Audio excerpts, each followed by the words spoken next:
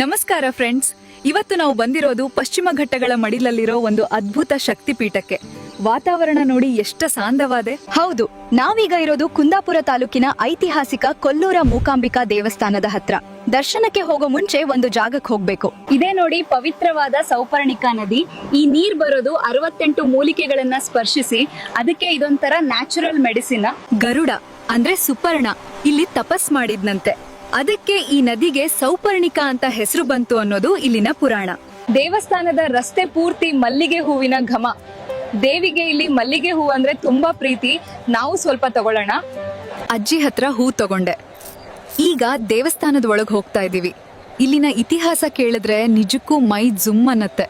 ನೋಡಿ, ಈ ದೇವಸ್ಥಾನದ ಆರ್ಕಿಟೆಕ್ಚರ್ ಕೇರಳ ಶೈಲಿಯಲ್ಲಿದೆ.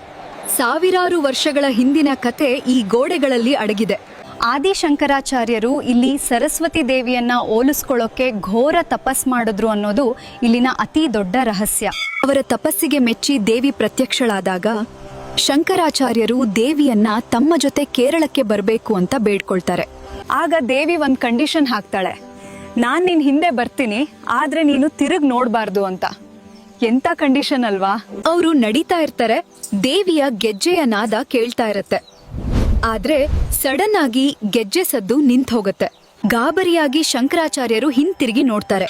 ಕಂಡೀಷನ್ ಬ್ರೇಕ್ ಆಗತ್ತೆ. ದೇವಿ ಅಲ್ಲೇ, ಅಂದ್ರೆ ಇದೇ ಕೊಲ್ಲೂರಲ್ಲಿ ನೆಲೆಸ್ತಾಳೆ. ಒಳಗಡೆ ಇರೋದು ಪಂಚಲೋಹದ ವಿಗ್ರಹ ಮತ್ತು ಒಂದು ಸ್ವಯಂಭೂ ಲಿಂಗ ಇದೆ.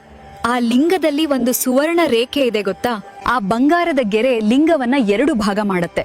ಒಂದು ಭಾಗ ತ್ರಿಮೂರ್ತಿಗಳು, ಇನ್ನೊಂದು ಭಾಗ ತ್ರಿದೇವಿಯರ ಸಂಕೇತ. It's purely magical. ಮೂಕಾಸುರ ಅನ್ನೋ ರಾಕ್ಷಸನ್ನ ವಧೆ ಮಾಡಿದ ಜಾಗ ಇದು. ಅದಕ್ಕೆ ದೇವಿಗೆ ಮೂಕಾಂಬಿಕಾ ಅಂತ ಹೆಸರು. ಎಂತ ಪವರ್ಫುಲ್ ಎನರ್ಜಿ ಅಲ್ವಾ? ದರ್ಶನ ತುಂಬಾ ಚೆನ್ನಾಗಾಯ್ತು. ಮನಸ್ಸಿಗೆ ಒಂಥರ ಅತೀವವಾದ ಶಾಂತಿ ಸಿಕ್ತು. ಈಗ ಹೊಟ್ಟೆ ಹಸಿತಾ ಇದೆ. ದೇವಸ್ಥಾನದ ಅನ್ನದಾನ ಯೂತ್ರದ ಕಡೆ ಹೋಗ್ತಾ ಇದೀವಿ.